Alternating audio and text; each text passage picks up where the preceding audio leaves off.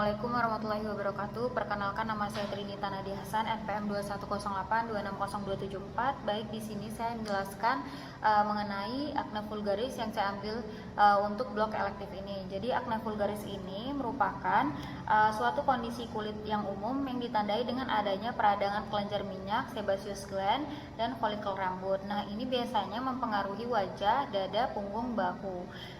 Ini dapat muncul dalam bentuk komedo, papul, pustul, nodul, ataupun kista. Nah, jadi akne vulgaris ini merupakan kondisi inflamasi yang terjadi karena adanya penyumbatan folikel rambut dan kelenjar minyak. Jadi penyumbatan ini menyebabkan penumpukan sebum ataupun minyak dan keratin yang dapat menjadi tempat perkembangbiakan dari bakteri dan menyebabkan peradangan tersebut.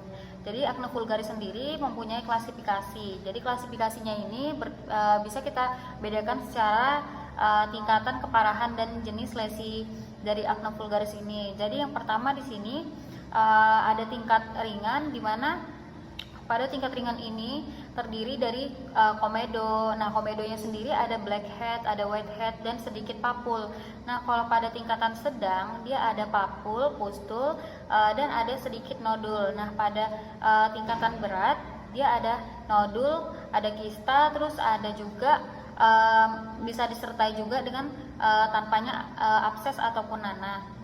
Nah, kalau berdasarkan lesinya sendiri, dia ini terbagi lagi menjadi dua. Nah, ada yang non-inflamasi, ada yang inflamasi. Nah, kalau yang non-inflamasi ini, dia komedonya itu terbuka ataupun blackhead. Nah, kalau yang whitehead itu komedonya tertutup. Nah, kalau inflamasi sendiri, dia biasanya disertai dengan papul atau benjolan merah seperti itu, pustul, dia benjolan yang berisi nanah. Dan ada juga nodul, jadi ada benjolan yang keras, yang lebih besar dan dia lebih dalam.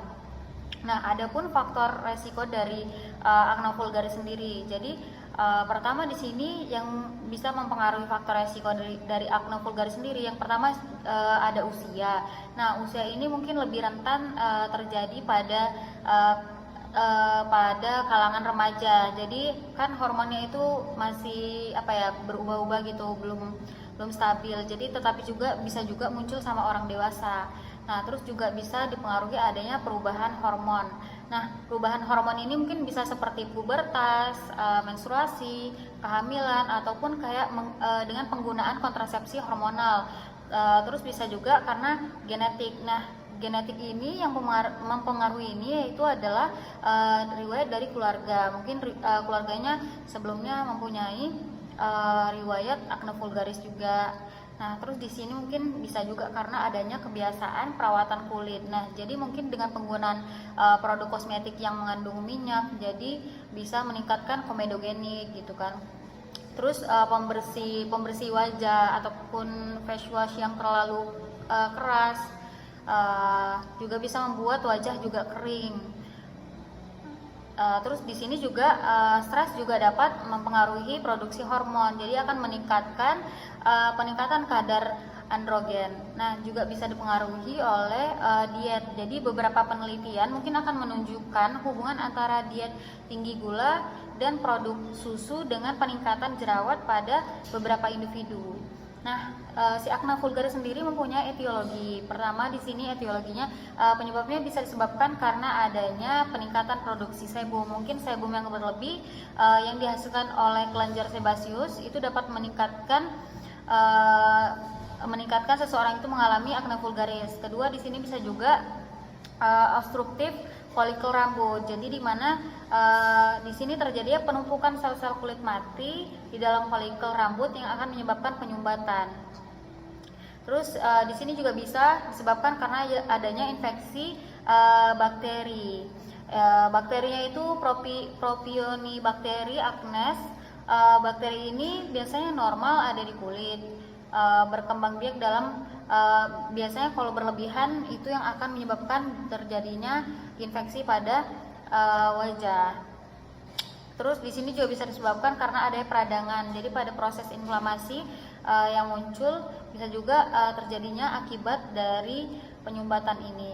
Nah, jadi untuk patofisiologi dari akne vulgaris sendiri, pertama di sini bisa terjadinya peningkatan produksi sebum. Nah, ini terjadi di bawah pengaruh hormon androgen, terutama pada kalangan yang rentan mungkin terkena akne vulgaris, mungkin pada masa pubertas. Dia itu akan merangsang kelenjar sebaceus untuk menghasilkan lebih banyak lagi sebum. Jadi terus bisa juga di sini penyumbatan pori-pori, jadi terjadi ketika sel kulit mati dan sebum terperangkap di dalam folikel rambut, dan ya di sini akan membentuk komedo.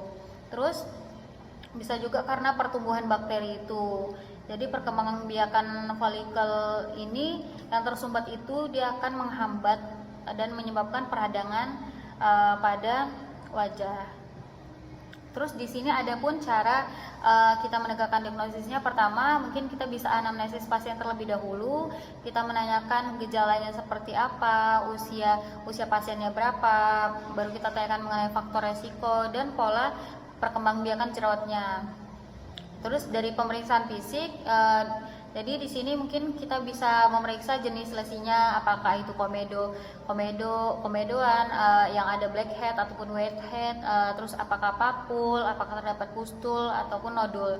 Nah, terus dari pemeriksaan tambahan, jadi jika ada kecurigaan masalah hormon, misalnya pada akne vulgaris yang parah ataupun pada orang yang dewasa, biasanya bisa dilakukan dengan pemeriksaan seperti kadar androgen. Jadi ada pun tata laksana untuk akne vulgaris sendiri. Jadi tata laksananya di sini yaitu mungkin kita bisa memberikan perawatan topikal. Nah, perawatan topikal ini bisa kita berikan retinoid topikal yang terdiri dari tretinoid. Terus dia di sini berfungsi untuk mencegah penyumbatan folikel. Terus kita bisa juga memberikan benzyl peroxide, di mana di sini dia akan mengurangi bakteri penyebab jerawat. Terus di sini juga kita bisa memberikan asam salisilat, di mana di sini dia akan membersihkan pori-pori dan mengurangi peradangan. Bisa juga kita berikan anti topikal, di mana di sini dia bisa kita kasih seperti clindamycin untuk mengurangi peradangan dan bakteri. Nah, untuk pengobatan oralnya sendiri, di sini kita bisa memberikan antibiotik oral seperti doxycycline, tetracycline untuk mengurangi peradangan dan bakteri. Nah, kontrasepsi oral juga bisa kita memberikan pada wanita yang mengalami jerawat yang dipengaruhi karena ketidakseimbangan hormon.